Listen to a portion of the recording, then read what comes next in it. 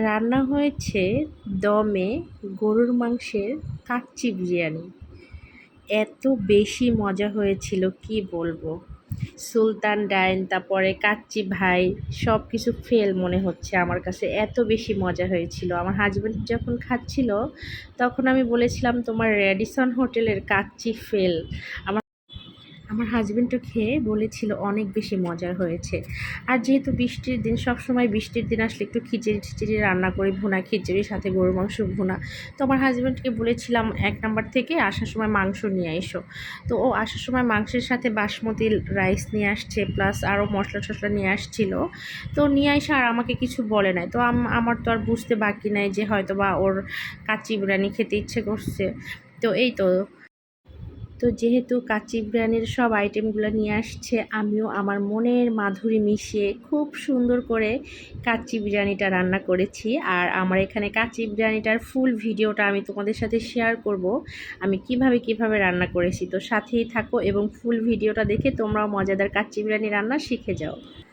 তো এখানে আমি 1.5 কেজি পরিমাণের মাংস নিয়েছিলাম, আর মাংসের পিসগুলো একটু বড় বড় করে কেটে নিয়েছিলাম। যেহেতু কাচ্চি রান্না করব, ভালো করে ধুয়ে পানিটা ছেঁকে পরিষ্কার করে আমি যেই প্যানটায় রান্না করব ওই প্যানটায় নিয়েছিলাম আদা রসুন বাটা, মরিচের গুঁড়ো, লবণ, তারপরে হলো কি বলে ধনিয়ার গুঁড়ো, জিরার গুঁড়ো, এখানে ছিল টমেটো কেচাপ, আর এখানে ছিল টক দই, সাথে ছিল গোলমরিচের গুঁড়া, তারপরে গরম মশলা, এলাচ, আস্ত ছিল গরম মশলাটা, প্লাস গরম মশলার গুঁড়াটাও ছিল।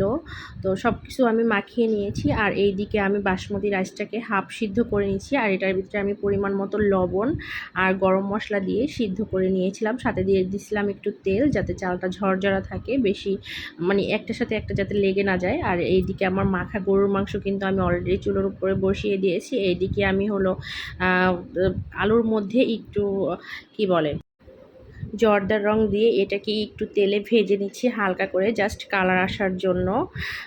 আর এই যে কালারটা কি সুন্দর হয়েছে। আর এইদিকে তো আমার চালটা সিদ্ধ হচ্ছে, হাফ সিদ্ধ করার জন্য যেহেতু আমি দিয়েছি।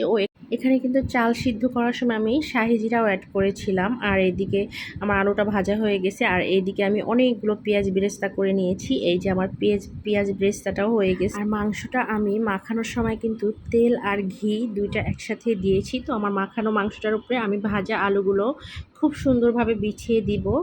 আর আলুগুলোর কালারটা কিন্তু খুবই সুন্দর হয়েছে। আমি জর্দার রং দিয়ে কিন্তু ভেজে নিয়েছিলাম। যাই হোক, আমি মাংসটার উপরে আলুগুলো খুব সুন্দরভাবে বিছিয়ে দিয়েছি, তার উপরে দিয়েছি কাঁচামরিচ। এখন দিয়ে দিব আমি আমার পেঁয়াজ বেরেস্তা, যেটা আমি করে রেখেছিলাম। তো আমি হাফ বেরেস্তাটা এখানে দিয়ে দিব। তারপরে আমি দিয়ে দিব আমার হাফ সিদ্ধ করা যে চালটা আছে, যে বাসমতি চালটা, আমি এখানে দিয়ে দিচ্ছি। আর 1 কাপ হালকা কুসুম গরম পানির মধ্যে আমি গুঁড়ো দুধ অ্যাড করে নিয়েছিলাম পরিমাণ মতো। তো গুঁড়ো দুধটাকে আমি এখানে দিয়ে দিব। আর এখানে চালের উপরে কিন্তু আমি কাঠবাদাম, কাজু বাদাম আর দিয়েছিলাম কিশমিশ। আর এখন দিয়ে দিব আমি জর্দার রং। তো এটাকে দিয়ে, আর এখন আমার যে বাকি অর্ধেক ব্রেস্টটা যেটা আছে সেটা আমি এখন দিয়ে দিব এখানে। আমি বাকি অর্ধেক কিন্তু আগেই দিয়েছিলাম, আর পেঁয়াজ ব্রেস্তাটা একটু বেশি পরিমাণে লাগবে, আর বাকি অর্ধেকটা আমি এখন দিয়ে দিলাম। আর এখানে আমি লাস্ট পর্যায়ে দিয়ে দিব 3-4 ফোঁটা কেওড়া জল।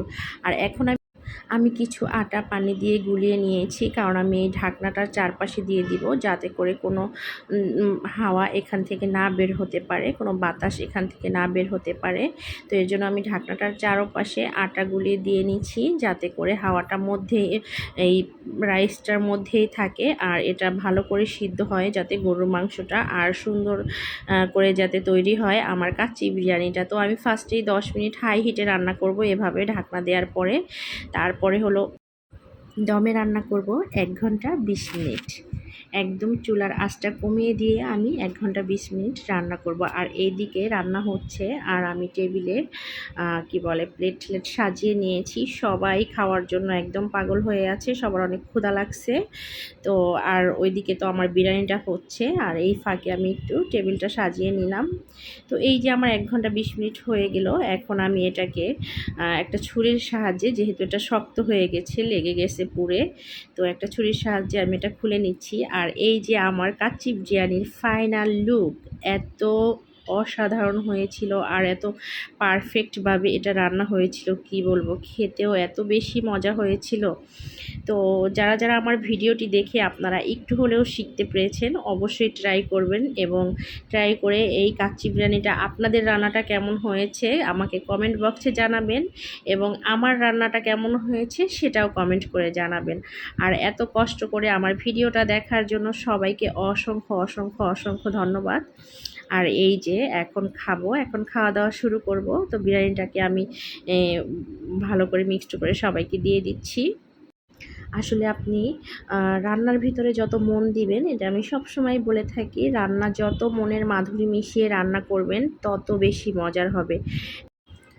তো সবাই কিন্তু আমার কাচ্চিটা খেয়ে অনেক প্রশংসা করছে, সবাই বলতে আমার হাজব্যান্ড, আমার বাচ্চা, আর এইদিকে আমিও নিচ্ছি। আর আমি কিন্তু একদম সেই বড় হাড্ডিটা নিয়েছি দেখেন, কারণ এই হাড্ডিটা আমার অনেক বেশি পছন্দ। আর আমি বাসায় যত হাড্ডি গাড্ডি আছে সব আমিই খাই। আর এই যে হাড্ডির মধ্যে যে একটা মধু থাকে, এই মধুটা তো আমার অনেক বেশি মজা। আপনারা কে কী বলেন জানি না, আমি এটাকে মধু বলি। Tata, bye bye.